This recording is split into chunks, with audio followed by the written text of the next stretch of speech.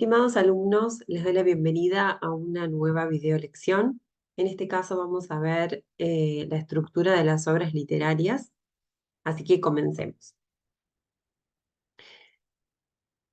Como ya hemos visto, hay algunas características comunes a las obras literarias que tienen que ver con la sucesión de eventos, los personajes, el espacio y tiempo determinado, la recreación de un mundo ficticio, la narración en primera o tercera persona y actualmente la escritura en prosa. No está en común la escritura en verso hoy en día. Existen subgéneros más importantes, que son el cuento, la novela y la novela corta, que surge como un género híbrido entre el cuento y la novela.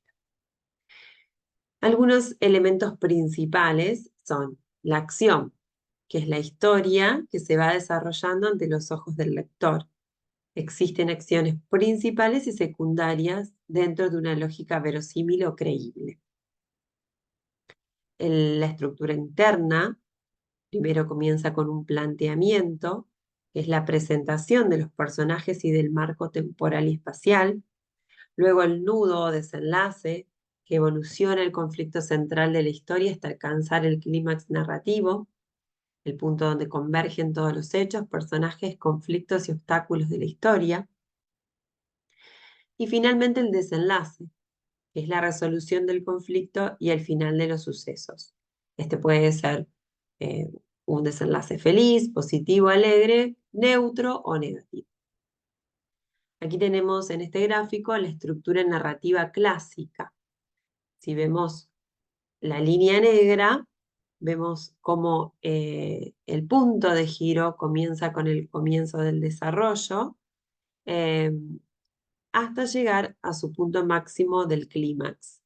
Y luego vuelve a bajar en el desenlace.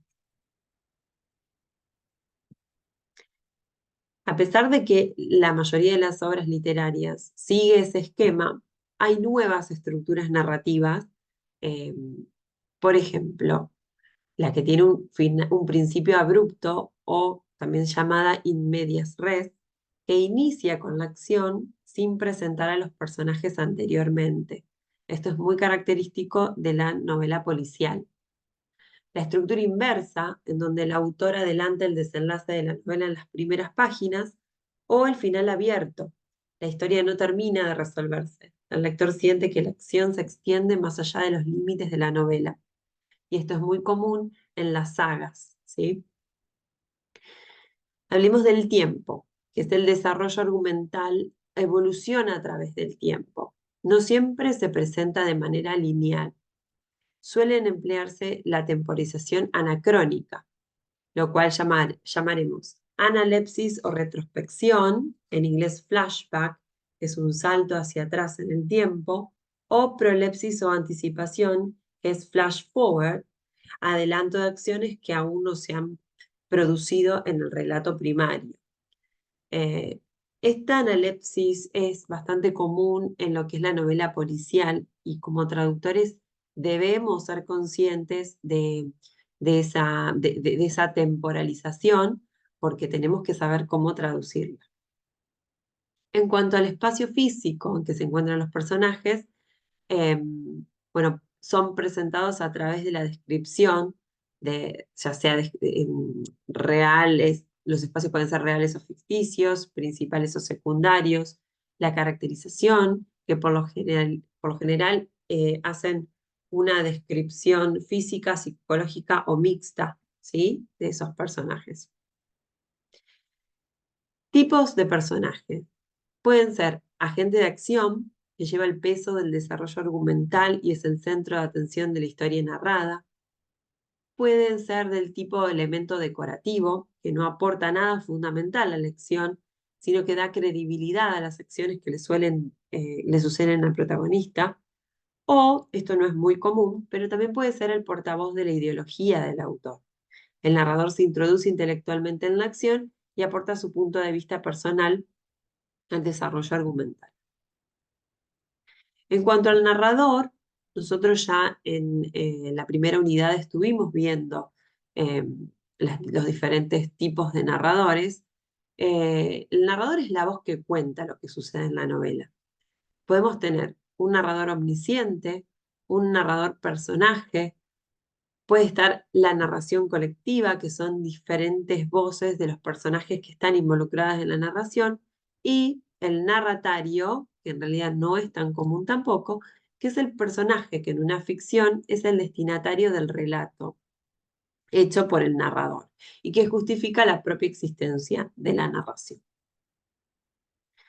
Ahora bien, pasemos un poquito a los aspectos morfosintácticos relevantes para la traducción.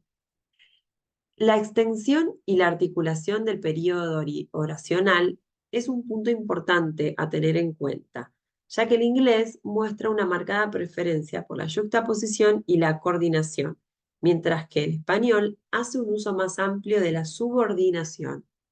El inglés tiende a utilizar frases breves para facilitar la claridad expositiva. Siempre que la sucesión de frases breves no cumple un propósito retórico, puede conseguirse un estilo más natural en la traducción al español si se unen diferentes oraciones en un solo periodo. Esto tiene que ver con la descripción, por lo general, de cuando quieren describir una acción o diferentes acciones. El inglés siempre recurre a oraciones más cortas y en español en más subordinación, ¿sí? Y esto le da naturalidad al texto. La extensión y articulación del periodo oracional. Los traductores al castellano de prosa inglesa suelen cambiar acertadamente la yuxtaposición y la coordinación por la subordinación, pero no debemos olvidar que al manipular la sintaxis debemos considerar y respetar el estilo del autor del texto original, pues se podría perder la concisión estilística utilizada con fines expresivos, ¿sí? En cuanto al orden de palabras, tanto el inglés como el español siguen un orden sujeto, verbo, objeto o complemento. El español, sin embargo, presenta mayor grado de flexibilidad en el orden de palabras. Es obligatoria la presencia del sujeto gramatical en inglés, mientras que en español se prefiere omitirlo. Aquí tenemos un ejemplo. Cuando, por ejemplo, nosotros estamos hablando de Mr. Mapping y luego, para construir las demás oraciones, se nombra al pronombre he, ¿sí? If he had been up, he found. En el texto meta, directamente lo omitimos porque es innecesario volver a nombrar al sujeto, ¿sí? Esto le aporta mucha naturalidad al texto.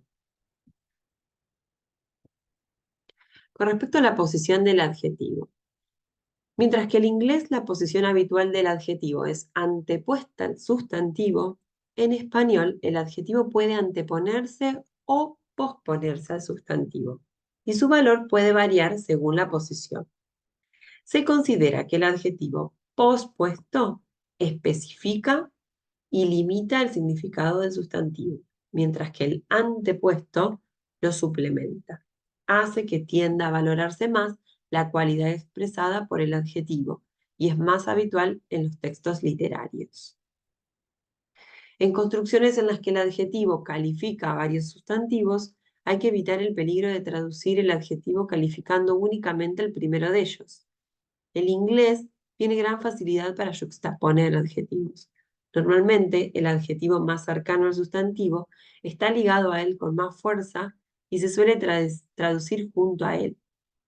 Cuando aparecen varios adjetivos yuxtapuestos, conviene adoptar soluciones mixtas, adjetivos apreciativos antepuestos y adjetivos objetivos pospuestos, oraciones de relativo, transposición. En este ejemplo, podemos ver cómo el adjetivo superlativo the most beautiful woman en la traducción pasa a estar en una posición pospuesta al sustantivo, la mujer más hermosa de Nueva York. Y aquí vemos otro ejemplo, por ejemplo, dice, a small table for my secretary, if you please. una mesita para mi secretaria, por favor. Y aquí podríamos decir una mesa pequeña para mi secretaria, pero también podemos usar el diminutivo que le aporta naturalidad al texto, ¿sí? Mesita, en vez de una mesa pequeña o una pequeña mesa. Y por último, una pequeña explicación sobre oraciones de relativos especificativas y explicativas. Dice, estas son las relativas especificativas, son modificadores que precisan la denotación del grupo nominal del que forman parte, mientras que las explicativas son modificadores que se agregan a modo de incisos o son menos dependientes de su antecedente que las primeras.